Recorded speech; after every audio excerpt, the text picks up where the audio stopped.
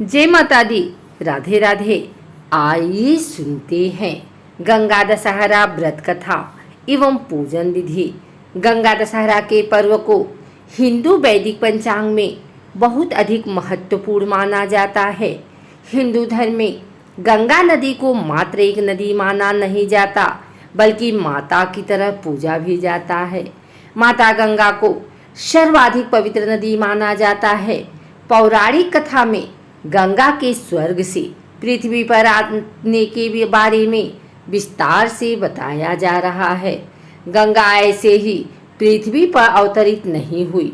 राजा भगीरथ ने कठोर तप करके माँ गंगा को पृथ्वी पर अवतरित होने की प्रार्थना की थी। गंगा दशहरा के दिन दान व तीर्थ स्नान का भी बहुत अधिक महत्व होता है। आइए सुनते हैं गंगा दशहरा व्रत कथा। युधिष्ठिर ने लोमस ऋषि से पूछा, हे मुनिवर, राजा भगीरथ गंगा को किस प्रकार पृथ्वी पर ले आए? कृपया इस प्रसंग को भी सुनाएं। लोमस ऋषि ने कहा, धर्मराज, इक्ष्वाकु वंश में सगर नामक एक बहुत ही प्रतापी राजा हुए। उनके वैदर्भी और शैव्या नाम की दो रानियां थी। राजा सगर ने कैलाश पर्वत पर दोनों रानियों के साथ जाकर शंकर भगवान की घोर आराधना की। उनकी तपस्या से प्रसन्न होकर भगवान शंकर ने उनसे कहा कि हे राजन, तुमने पुत्र प्राप्ति की कामना से मेरी आराधना की है, अतएव मैं वरदान देता हूँ कि तुम्हारी एक रानी के 60,000 पुत्र होंगे, किंतु दूसरी रानी से तुम्हारा वंश चलाने वाला एक ही संतान होगा। इतना कहकर शंकर भगवान अंतर ध्यान हो गए। समय बीतने पर शैव्या ने असमंजस नाम का एक अत्यंत रूपवान पुत्र को जन्म दिया और वैदर्भी के गर्भ से एक तुम्बी उत्पन्न हुई, जिसे फोड़ने पर 60,000 पुत्र निकले। काल चक्र बीतता गया और असमंजस का अंशुमान नामक पुत्र उत्पन्न हुआ। असमंजस अत्यंत दुष्ट प्रकृति का था, इसलिए राजा सगर ने उसे अपने देश से निष्कासित कर दिया। फिर एक बार राजा सगर ने अश्वमेघ यज्ञ करने की दीक्षा ली। अश्वमेघ यज्ञ का श्याम वर्ण घोड़ा छोड़ दिया गया और उसके पीछे पीछे राजा सगर के 60,000 पुत्र अपनी विशाल सेना के साथ चलने लगे। सगर के इस अश्वमेघ यज्ञ से भयभीत होकर देवराज इंद्र ने अवसर पाकर उस घोड़े को चुरा लिया और उसे ले जाकर कपिल मुनि के आश्रम में बांध दिया। उस समय कपिल मुनि ध्यान में लीन थे, अतः उन्हें इस बात का पता ही नहीं चला।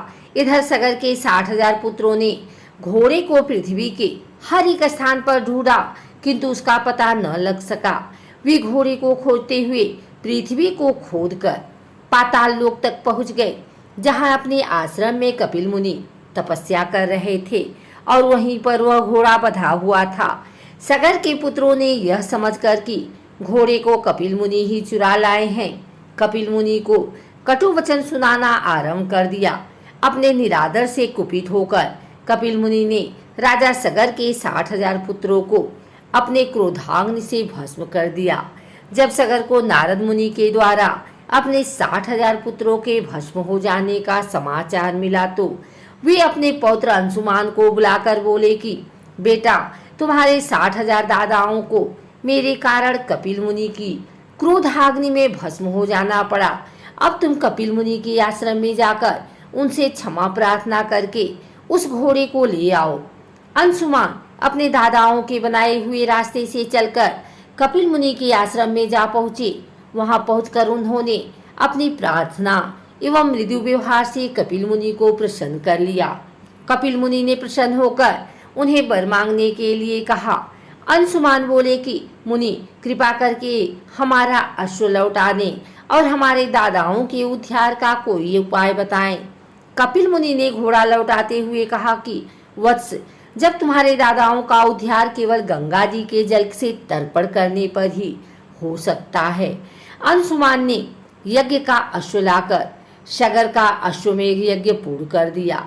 यज्ञ पूर्ण होने पर राजा सगर अंशुमान को राज्य सौंपकर गंगा को स्वर्ग से पृथ्वी पर लाने के उद्देश्य से तपस्या करने के लिए उत्तराखंड चले गए। इस प्रकार तपस्या करते करते उनका स्वर्गवास हो गया। अंशुमान के पुत्र का नाम दिलीप था। दिलीप के बड़े होने पर अंशुमान भी दिलीप को राज्य सौंप कर गंगा को स्वर्ग से पृथ्वी पर लाने के उद्देश्य से तपस्या करने के लिए उत्तराखंड चले गए, किंतु वे भी गंगा को स्वर्ग से पृथ्वी पर लाने में सफल न हो सके। दिलीप के पुत्र का नाम भगीरथ था। भगीरथ के बड़े होने पर दिलीप ने भी अपने पूर्वजों का अनुगमन किया, किंतु गंगा को लाने में उन्हें भी असफलता ही हाथ आई। अंततः भगीरथ की तपस्या से गंगा प्रसन्न हुई और उनसे वरदान मांगने के लिए कहा।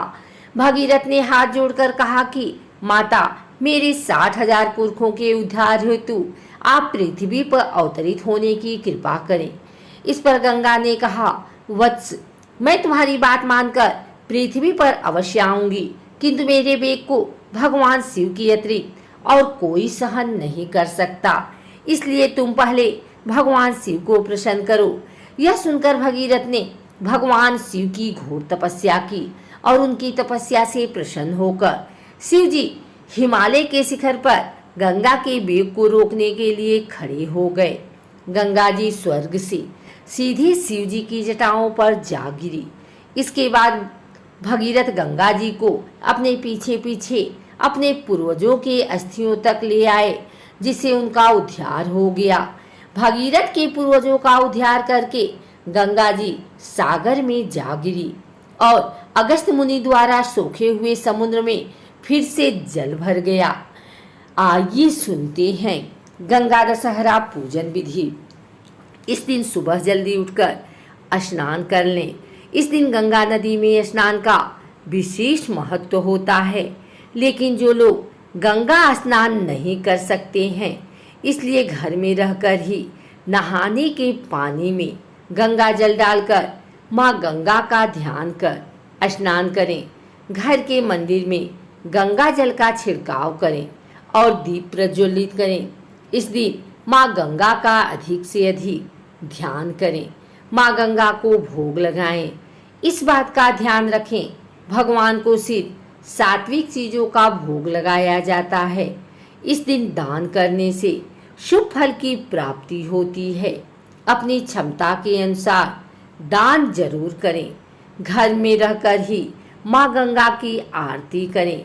माँ गंगा चालीसा का पाठ करने से भी शुभ फल की प्राप्ति होती है।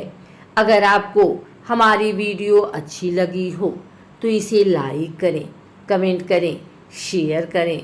हमारे चैनल को सब्सक्राइब करके बेल नोटिफिकेशन ऑल पर सेट कर लें, ताकि आगे आने वाली वीडियो सबसे पहले आप तक पहुंच सके। धन्यवाद।